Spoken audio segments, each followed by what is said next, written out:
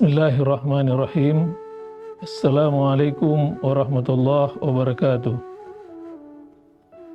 Alhamdulillahi wa kafa, wassalatu wassalamu ala abdihil mustafa, wa ala alihi wa sahbihi wa man ihtada. Ashhadu an la ilaha illallah wahdahu la syarikalah, wa ashhadu anna Muhammadan abduhu wa rasuluh la nabiyya ba'dah. Subhanaka la ilma lana illa ma 'allamtana innaka antal alimul hakim. Allahumma rabbi shrah li sadri wa yassir li amri wa hlul 'uqdatam min lisani yafqahu qawli. Allahumma barik lana fi Rajab wa Sya'ban wa balighna Ramadan.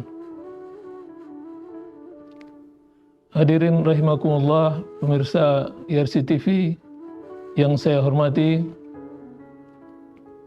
Banyak hari antara hari tidak semulia hari Jumat. Banyak nabi antara nabi tidak semulia Nabi Muhammad. Banyak bulan antara bulan tidak semulia bulan Ramadan. Istilahnya tafadul. Keutamaan itu ada di dalam Islam.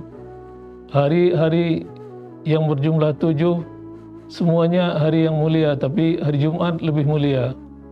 Rasulullah, Nabi-Nabi Allah, utusan Allah, semuanya mulia. Tapi yang paling mulia adalah Muhammad sallallahu alaihi wasallam. Demikian juga dengan bulan Ramadan adalah bulan yang paling mulia di sisi Allah Subhanahu wa taala. Pemirsa YRC TV rahimakumullah, pada bulan Ramadan ini kita usahakan untuk fokus untuk mendapatkan ampunan dari Allah Subhanahu wa taala, karena tidak ada manusia yang tidak berdosa. Hitungan dosa di dalam Islam itu mulai manusia atau mulai seseorang menginjak akil balik, dan tidak ada istilah dosa warisan. Dosa waris tidak dikenal di dalam Islam. Begitu dia balik, mulai dihitung catatan amal baik ataupun amal buruk.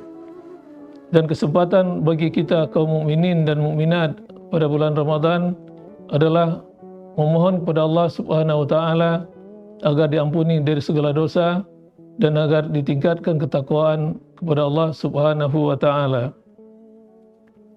Pada bulan yang penuh berkah ini kita fokuskan, kita utamakan untuk memperbanyak amal ibadah, memperbanyak doa. Karena ibadah termasuk doa adalah amalan yang paling diandalkan oleh Rasulullah dan paling dianjurkan untuk difokuskan, untuk ditingkatkan terutama pada bulan Ramadan. Yang kita cari pada bulan Ramadan adalah berkah. Berkah itu artinya az-ziyadah. Az-ziyadatu fil khair. Ada penambahan, ada nilai tambah dalam kebaikan.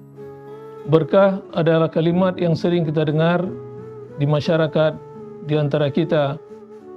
Ada istilah lain yaitu barokah, kalimat yang biasa diucapkan oleh masyarakat. Ada lagi berkat. Kalau berkat itu beda dengan berkah. Berkat itu adalah pemberian atau oleh-oleh yang didapat oleh seseorang setelah dia menghadiri suatu pengajian. Berkah, al-barakah. Ada lagi kalimat yang lain, birkah. Birkah itu sumur. Sumur tempat air yang digunakan oleh orang untuk kebaikan, untuk menyuburkan tanaman dan sebagainya. Nah, dalam istilah berkah banyak sekali kita dapatkan dalam hadis dan dalam ayat suci Al-Quran. Misalnya kalau dalam doa, Allahumma barik lana fima razaqtana wa qina azaban nar. Itu doa ketika akan menikmati atau mulai makan dari rezeki Allah Subhanahu wa taala. Allahumma barik lana, berkah. Barik, berkahilah untuk kami apa yang telah engkau rezekikan untuk kami. Kemudian ada doa yang biasa diucapkan oleh seseorang untuk mempelai baru. Allahumma barakallahu lakuma wa baraka alaikuma wa jama'a bainakuma fi khair. Berkah Allah untuk anda atau untuk kalian berdua. Kemudian ada di hadis yang lain Rasulullah katakan, fa innakum la tadruna aina baqatil barakah. Ini kalau diuraikan secara ringkas, hadis tersebut adalah tentang orang yang menyia-nyiakan berkah. Misalnya, satu piring nasi kita konsumsi, kita makan, ada satu butir beras atau satu butir nasi yang jatuh ke tanah atau ke lantai yang kita biarkan, padahal berkah ada di situ. Sepiring nasi yang kita habiskan tidak ada berkahnya ada pada nasi yang jatuh tadi. Fa innakum la tadruna aina baqatil barakah, kata Rasulullah, sesungguhnya engkau tidak tahu berkah itu ada di mana. Maka jangan disia-siakan kalau mengkonsumsi makanan atau rezeki dari Allah, jangan sampai ada yang terbuang. Kemudian termasuk kata-kata berkah kita dapatkan dalam ucapan salam. Assalamualaikum warahmatullahi wabarakatuh, berkah. Salam damai, salam sejahtera, dan berkah buat Anda seluruhnya sekalian. Kemudian Al-Quran diturunkan pada malam yang penuh berkah. Inna anzalnahu fi lailatin mubarakah. Sesungguhnya kami menurunkan Al-Quran pada malam yang penuh berkah atau pada malam yang diberkahi. Dan kesempatan para hadirin pemirsa RCTV yang dimuliakan oleh Allah, kita jadikan Al-Quran sebagai cara atau sebagai usaha untuk mendapatkan berkah dari Allah Subhanahu wa taala. Al-Quran adalah kalamullah, adalah firman Allah yang diturunkan kepada Rasulullah sallallahu alaihi wasallam melalui perantara malaikat Jibril yang berbahasa Arab. Diistilahkan dengan nuzulul Quran, inna anzalnahu fi lailatin mubarakah, atau inna anzalnahu fi lailatul qadar, wa ma adraka ma lailatul qadar, lailatul qadri khairum min alfi syahr. Berkah dari Al-Quran luar biasa kalau kita pelajari, kita dalami akan sejarah Al-Quran.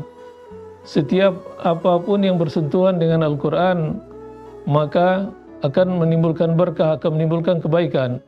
Sebagai contoh, Jibril alaihissalam, utusan Allah untuk membawa Al-Quran kepada Rasulullah, menyampaikan Al-Quran kepada Rasulullah, jadilah beliau, malaikat Jibril, sebagai Sayyidul Malaikah, tuannya para malaikat atau penghulu dari para malaikat.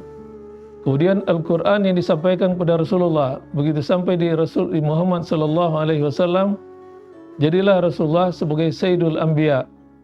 Kalau Jibril sebagai Sayyidul Malaikah, Rasulullah sebagai Sayyidul Anbiya al-Mursalin, sebagai penghulu dari nabi-nabi dan rasul-rasul. Al-Quran yang diturunkan kepada Rasulullah sallallahu alaihi wasallam di dua tempat, Mekah dan Madinah, jadilah kedua kota tersebut haramain, kota suci yang diberkahi.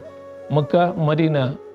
Dengan istilah lain, yang diturunkan di Mekah dinamakan Makkiyah, yang diturunkan di Madinah diistilahkan dengan Madaniyah. Kemudian Rasulullah mengajarkan Al-Quran kepada umat beliau, umat Islam di seluruh dunia akhirnya hingga saat ini mempelajari dan mengajarkan Al-Quran serta mengamalkannya. Umat Muhammad dinyatakan sebagai khairu ummah, umat terbaik. Kuntum khaira ummatin ukhrijat linnasi ta'muruna bil ma'ruf wa tanhauna 'anil munkar. Kemudian Al-Quran yang diturunkan kepada Rasulullah sallallahu alaihi wasallam pada malam Lailatul Qadar, jadilah malam tersebut sebagai khairul layal, malam terbaik yang lebih banyak pahalanya dari yang lebih mulia daripada 1000 bulan. Keutamaan Ramadan yang sudah kita uraikan secara ringkas tadi tentang Al-Quran. Ya, kemudian selanjutnya saat dikabulkan doa. Ramadan adalah saat-saat dikabulkan doa oleh Allah Subhanahu wa taala. Doa yang dipanjatkan, yang dipohonkan kepada Allah Subhanahu wa taala, yang diutamakan adalah doa minta ampun kepada Allah dari segala dosa besar ataupun dosa kecil yang disengaja ataupun tidak disengaja. Dan kita harus yakin bahwasanya doa yang kita mohonkan kepada Allah itu akan diterima oleh Allah. Tidak ada doa yang tidak diterima kecuali ada beberapa hal, yaitu kalau ada yang berdoa ingin melakukan suatu dosa, maka termasuk doa yang tidak dikabulkan oleh Allah. Misalnya, saya kasih contoh, ada seseorang yang ingin bermain judi, kemudian dia bermohon pada Allah supaya dimenangkan dalam judi, maka itu termasuk yang tidak dikabulkan oleh Allah dan tidak diberkahi. Kemudian doa yang tertolak yang lainnya yaitu yang tergesa-gesa, malam yasta'jil. Kalau tidak tergesa-gesa Allah akan kabulkan. Tapi kalau seakan-akan memaksa, ya Allah, saya pengen 2 hari lagi ingin umroh ke Mekah, ingin melaksanakan ibadah umroh ke kota suci Mekah, saya pengen segera engkau kabulkan. Itu termasuk yang tidak diberkahi, yang tidak dikabulkan oleh Allah. Kemudian yang ketiga, au qati'atu rahimin, yaitu doa orang yang memutuskan silaturahim. Maka dosanya besar sekali. 3 malam, 3 hari berturut-turut bermusuhan dengan saudara seiman, maka tidak dikabulkan doanya. Dan Allah murka dengan orang yang memutus tali silaturahim. Kemudian dari Abu Hurairah radhiyallahu anhu berkata bahwasanya Rasulullah sallallahu alaihi wasallam bersabda, "Salasun la turaddu da'watuhum." Ada 3 doa yang dikabulkan oleh Allah Subhanahu wa taala, yaitu doa orang yang berpuasa sehingga dia berbuka. Kesempatan kita untuk memohon pada Allah, mohon ampunan yang selalu saya ulang-ulang dari tadi, mohon ampun pada Allah dari dosa besar maupun dosa kecil. Karena tidak ada orang yang tidak berdosa. Begitu dia akil balik. Kemudian doa seorang imam yang adil, al-imamul adil, imam atau pemimpin yang adil, yang bijaksana, yang tidak menyulitkan rakyatnya, yang tidak menyulitkan masyarakatnya, maka doanya dikabulkan oleh Allah Subhanahu wa taala. Kemudian da'watul mazlum, doa orang yang dizalimi juga tidak tertolak. Maka hati-hatilah untuk menzalimi seseorang, karena doa orang yang dizalimi tersebut tidak tertolak. Hadirin pemirsa RCTV rahimakumullah, demikianlah ceramah singkat yang bisa saya sampaikan, kurang lebihnya mohon maaf. Subhanakallahumma wa bihamdika asyhadu an la ilaha illa anta astaghfiruka wa atubu ilaik. Wassalamualaikum warahmatullahi wabarakatuh.